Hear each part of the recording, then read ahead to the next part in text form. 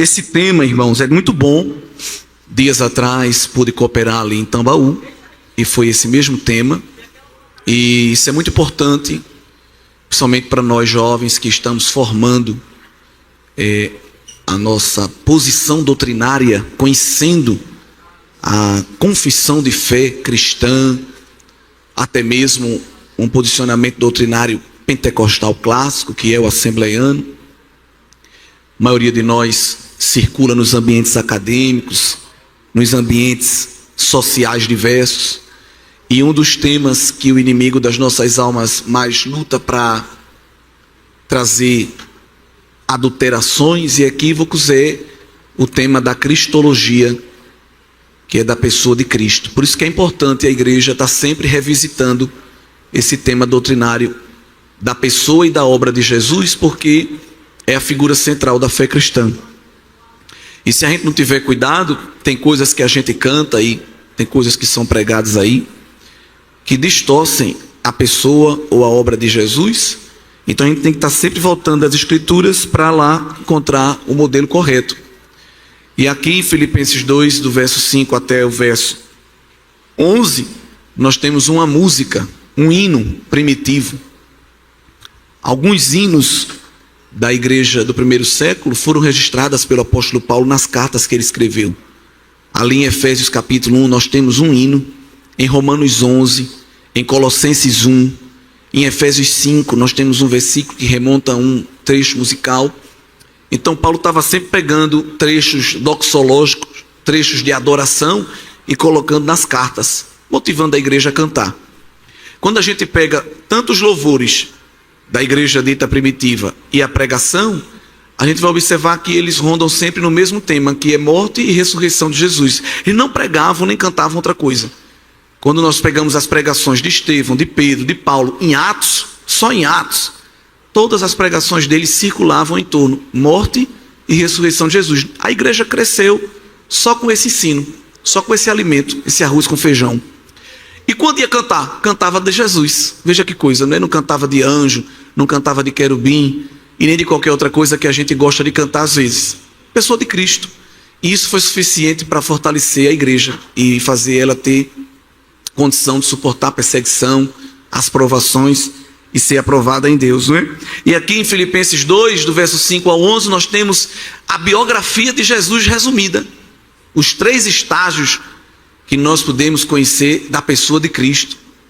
Nós temos aqui o estado pré-existente, o estado pré-eterno, ou antes da eternidade, se é que existe isso, porque nós temos aqui nos versículos iniciais 5 e 6, o apóstolo Paulo nos mostrando que Jesus, ele sendo em forma de Deus, verso 6, não teve por usurpação, por vanglória, por orgulho, ser igual a Deus. Então, se Deus é eterno e Jesus é Deus, forma de Deus, então, no estado pré-existente, ele sempre existiu. Jesus não foi criado, assim como o Pai, como o Espírito sempre existiu. Isso coaduna com um trecho inicial do Evangelho escrito por João, bem conhecido, João 1. No princípio era o verbo estava com Deus, o verbo era Deus. O verbo ali com V maiúsculo é Cristo, o Logos é eterno, a matéria-prima da criação. João diz que sem Cristo, sem Ele, nada do que foi feito se faria. Isso se confirma em Colossenses 1, quando Paulo diz que Ele é o primogênito da criação.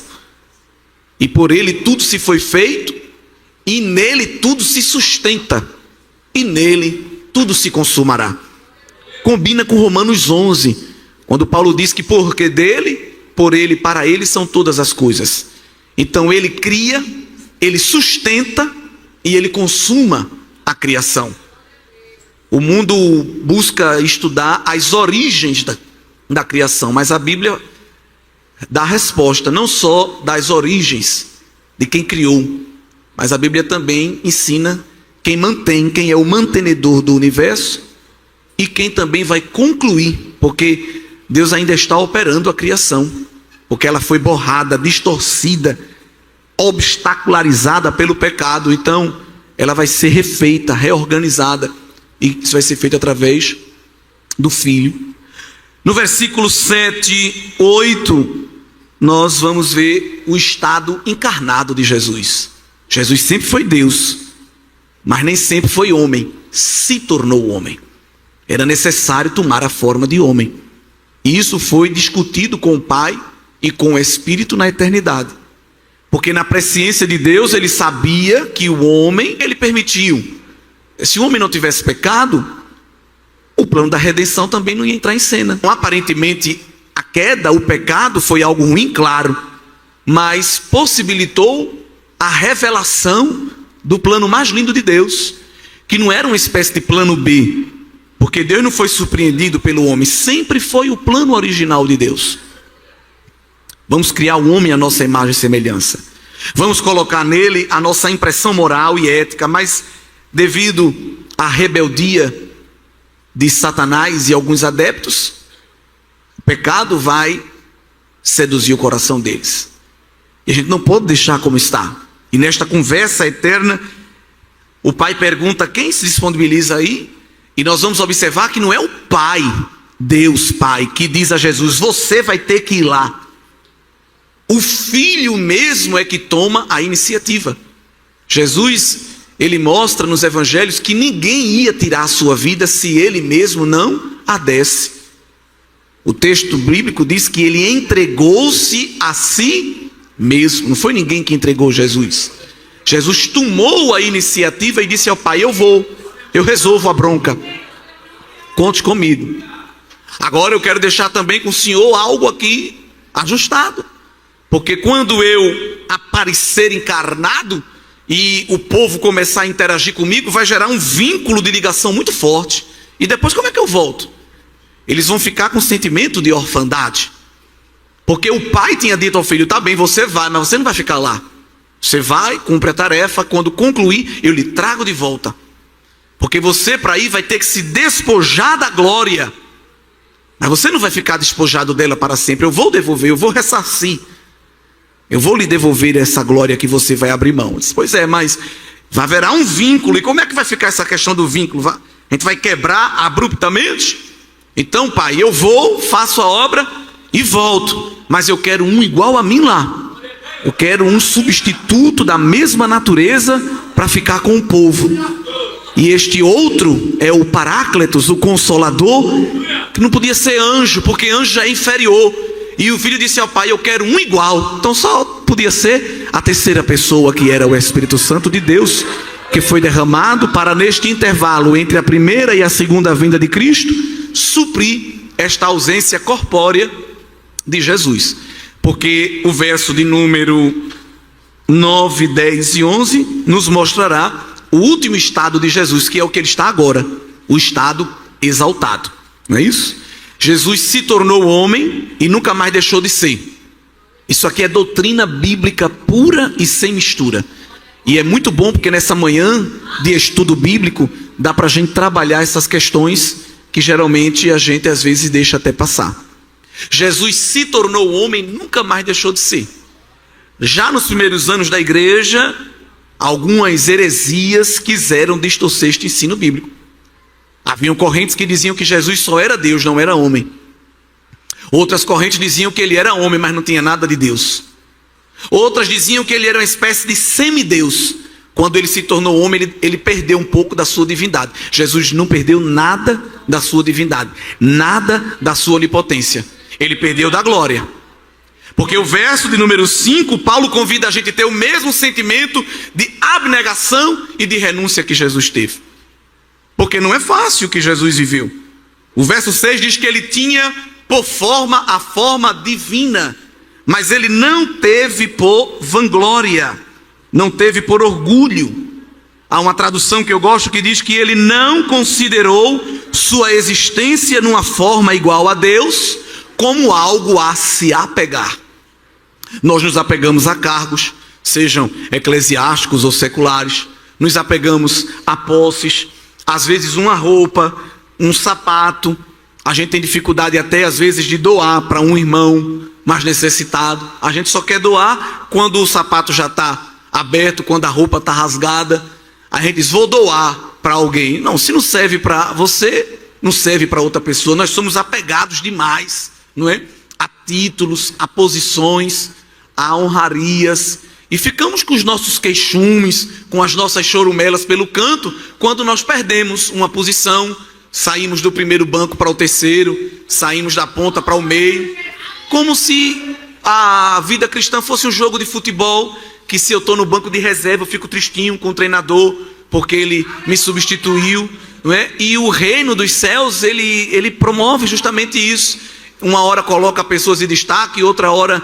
Não é o diabo não, é Deus mesmo, coloca alguém escondido. Não é o diabo, Deus ele faz isso. Uma hora ele bota lá em cima, outra hora lhe apraz colocar lá embaixo. Uma hora ele faz o nome de alguém estar falado em todos os lugares. Outra hora ele obriga, naturalmente ele promove um esquecimento geral e a pessoa fica culpando os outros. Me esqueceram, me desvalorizaram.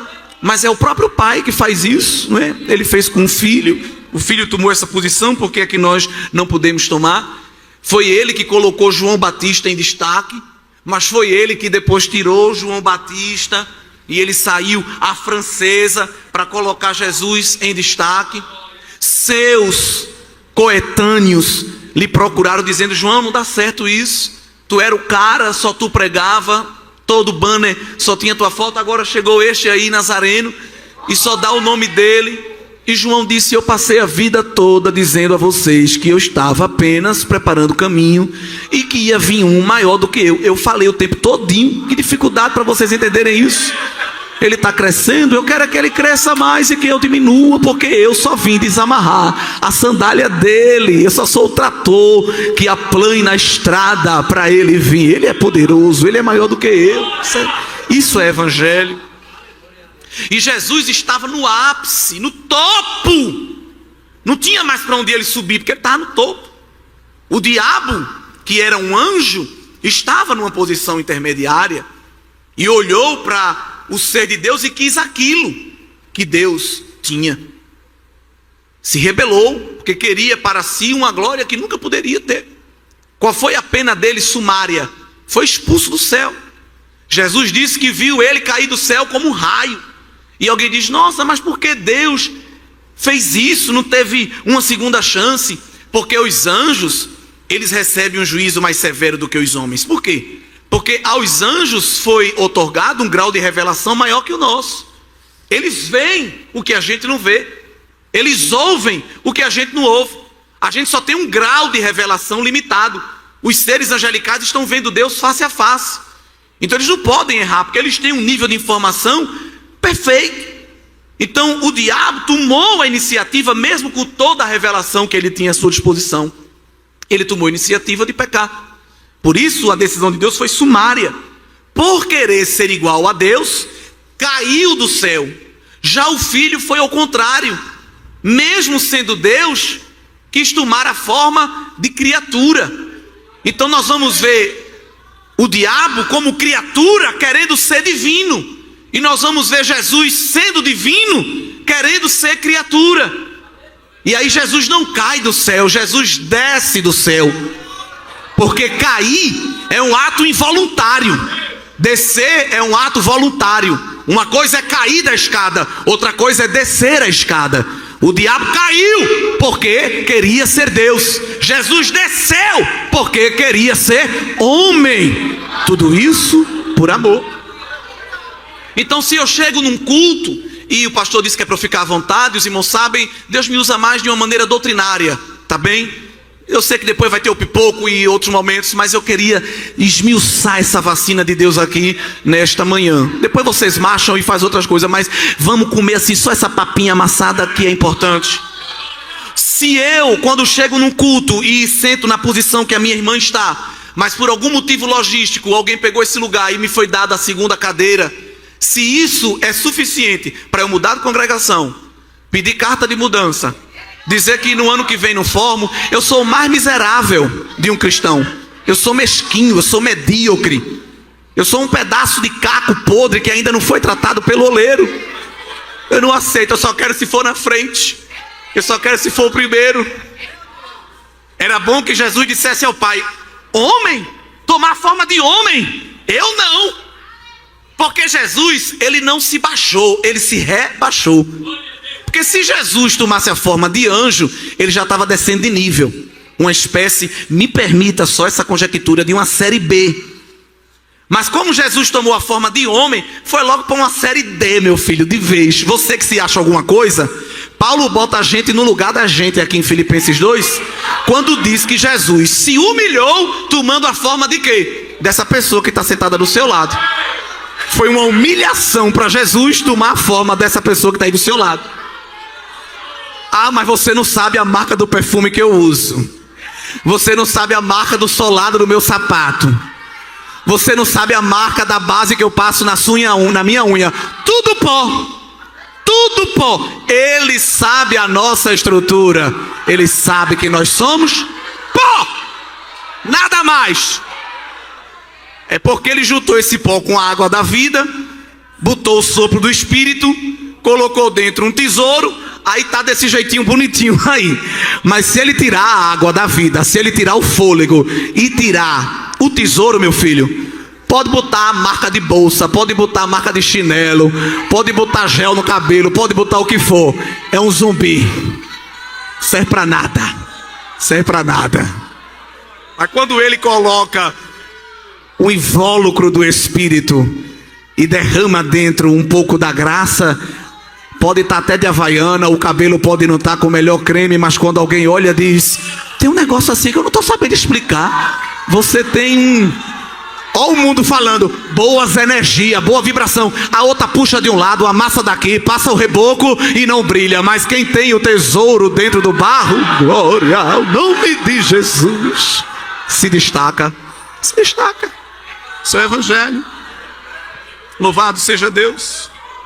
Jesus, verso 7, aniquilou-se a si mesmo, tomando a forma de servo.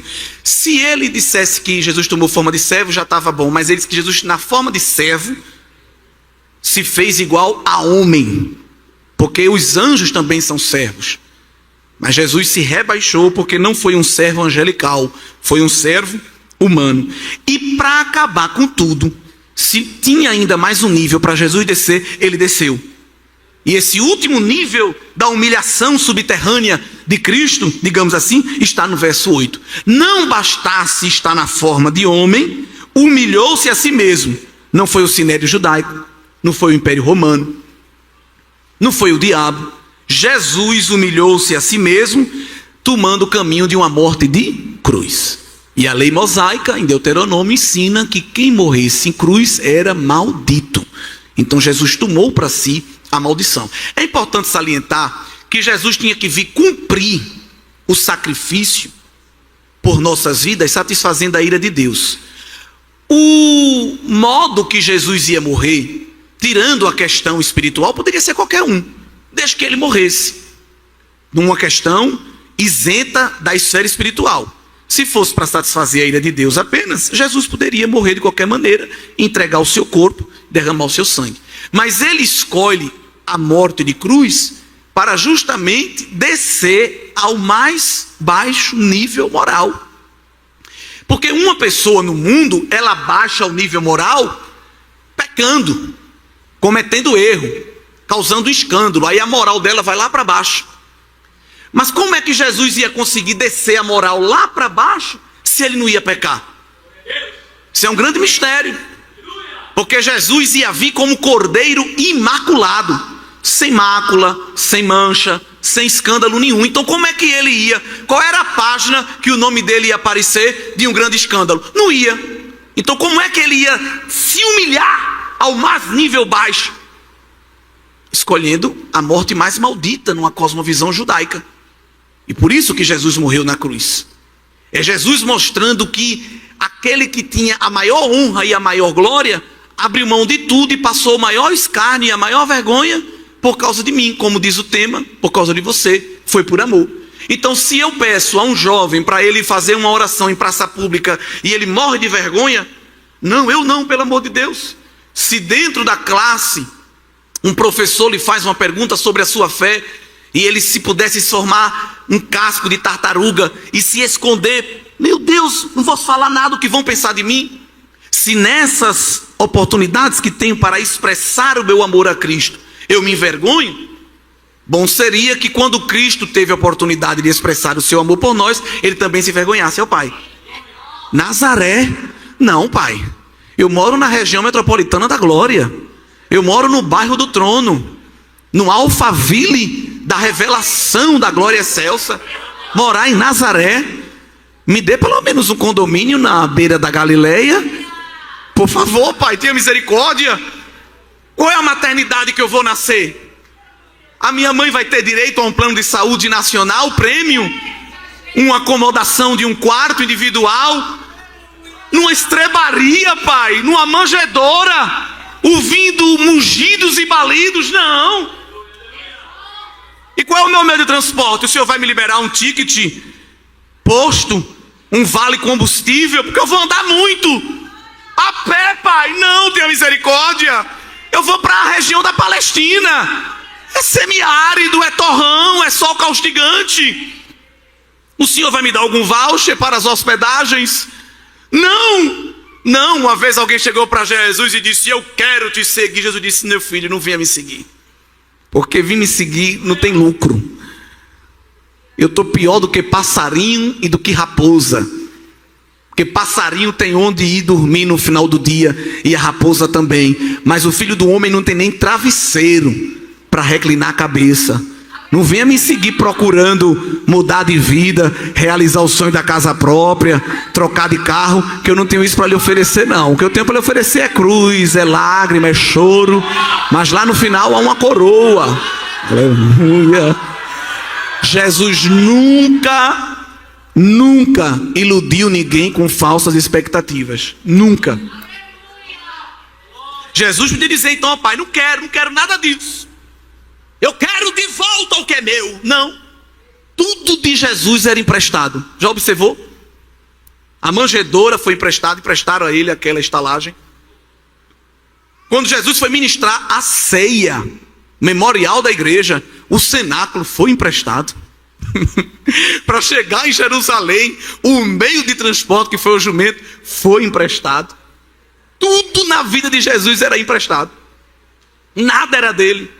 Nem aquela cruz era dele, era minha e sua. E a gente emprestou a ele aquela vergonha. Passou todo tipo de vergonha por causa de mim e de você.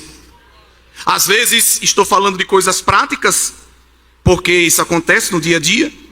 Se uma chapinha não pegar, por exemplo, já que estamos com um grupo maioritariamente juvenil, não, eu não posso ir hoje para o culto. De jeito nenhum, desse jeito eu não vou.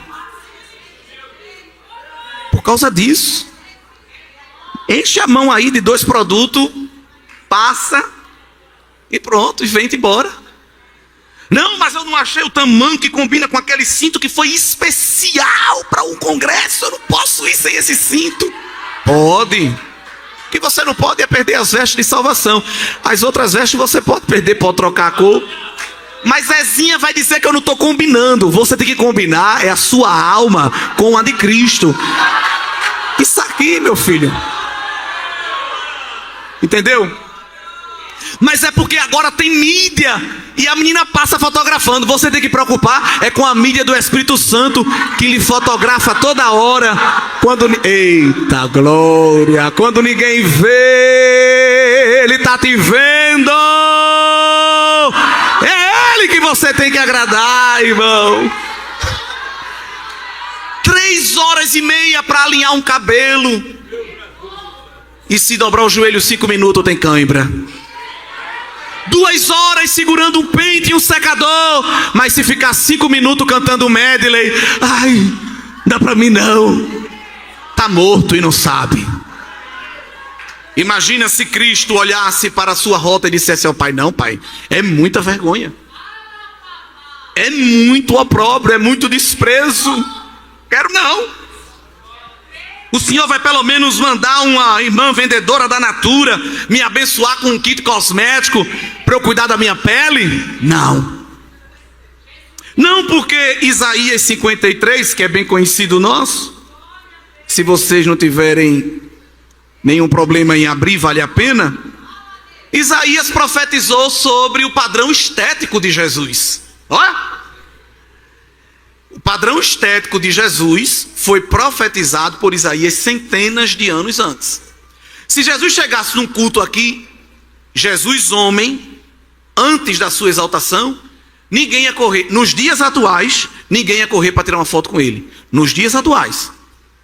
Se ele chegasse aqui em João Pessoa, Mangabeira, num culto agora, talvez se ele sentasse ao lado de alguém com muita elegância ia se afastar uns centímetros. Se Jesus se transportasse para esse contexto midiático, que supervaloriza os cosméticos, o reboco, como a gente. Porque Isaías profetizou no capítulo 53 e no verso número 2, que Jesus, ele vinha como uma raiz de terra seca. Que se você fizer assim com o pé, ela morre. Não tinha parecer nem formosura. E olhando nós para ele, nenhuma beleza víamos para que o desejássemos. Esteticamente, Jesus não tinha nada que atraísse. Eu até pregando esses dias disse que se Jesus chegasse num círculo de jovens, meninas, nenhum olhar para ele e dizer, eu quero casar com este homem, é o homem dos meus sonhos. Não, fisicamente não. O verso de número 3, Isaías ainda desce mais um nível, diz que Jesus era desprezado e o mais indigno entre os homens, e os homens escondiam o rosto e não faziam dele caso algum. Então esteticamente Jesus não tinha nada para chamar a atenção. A demora era só ele abrir a boca. Agora quando ele abria a boca, aí as multidões diziam, que homem é este? Que é isso? Que palavra boa, a gente quer ficar perto. Eita glória. Em João 6, o Sinédrio mandou uns capangas prender Jesus. Quando chegaram lá, era esse Jesus sem formosura que estava pregando. Não tinha gravata cintilante, não tinha sapato de couro de jacaré, não tinha terno de lantejoula prateada. Mas quando começou a pregar, quem foi prender? Sentou no banco, começou a dar glória, começou a dar aleluia, recebeu a bênção apostólica e tudo, voltou lá para o covil das raposas do Sinédrio, e quando chegou lá, disseram, cadê ele? Você esqueceu de trazer ele. Não é isso não, é que o homem prega demais, você precisa ouvir. O homem fala coisas que ninguém falou, porque o salmista disse que a graça se derramaria dos seus lábios. Jesus não tinha aparência, mas tinha essência. Não tinha vitrine, mas tinha estoque. Não tinha cobertura, mas tinha recheio. Tinha conteúdo. Nós somos a geração da embalagem. A embalagem é bonita. A embalagem é bem que você olha assim, Jesus, o que é isso? É homem ou é mulher? É de bem ou é de mal? É da terra ou é de Marte? Você não consegue nem discernir de tanta coisa que nós temos na embalagem. Mas Jesus tinha uma substância, tinha um conteúdo, tinha um produto a oferecer. Que ele era tão simples na sua aparência, que quando Judas combinou de entregá-lo aos algozes romanos, teve que combinar um código. Porque Jesus, no meio das multidões, não seria facilmente percebido. Eles disseram, Jesus é aquele que eu dei um beijo na face. Aí vocês vão saber que é ele. Foi assim ou não? Porque quando Jesus estava no meio da multidão, fisicamente, nada chamava atenção. E é isso que Paulo está dizendo aqui na carta aos Filipenses, que nós devemos ter este mesmo sentimento que havia em Cristo, que não supervalorizou a aparência. Ele tinha a aparência da glória, ele tinha uma natureza glorificada na eternidade, mas abriu mão, não da sua divindade nem do seu poder, abriu mão da sua glória para estar no meio de nós. No meio de nós. E Jesus, a prova de que não perdeu a divindade nem a onipotência, que quando ele veio para a terra, continuou mostrando que era Deus com todo o poder. Tinha poder sobre as enfermidades, tinha poder sobre os demônios, demonstrou poder até na natureza. Aí os discípulos não aguentaram, porque quando viram ele falar para enfermo e o enfermo ser curado, ou para demônio e o demônio sair, tudo bem, mas falar com vento, eles nunca tinham visto isso. Falar com água. Até porque Jesus, quando quer, ele quebra as próprias leis fixas que ele estabeleceu na criação. Porque João 3, Jesus diz que ao vento Deus deu autonomia. Que autonomia? O vento sopra aonde? Onde é que o vento sopra? Onde quer. Deus deu na criação ao vento autonomia. Você sopra onde você quiser. A gente não sabe para onde vem nem para onde vai. Deus deu ao vento. Mas Jesus, que é criador, mantenedor e consumador, quando ele quer, ele quebra a própria lei que ele criou. Porque naquele barco o vento estava soprando aonde queria. Aí Jesus levantou e disse: ei, vento, vento, estás muito agitado, vento, cala-te. Que homem é este que manda até no vento e na água? Não era homem, era Deus. E você crê que ele manda na tua casa, que ele manda na tua parentela, que ele manda na tua vida, na tua mente, no teu coração, ele manda no teu futuro. Nós estamos abrigados debaixo da onipotência de Jesus para todo sempre. Glória a Deus.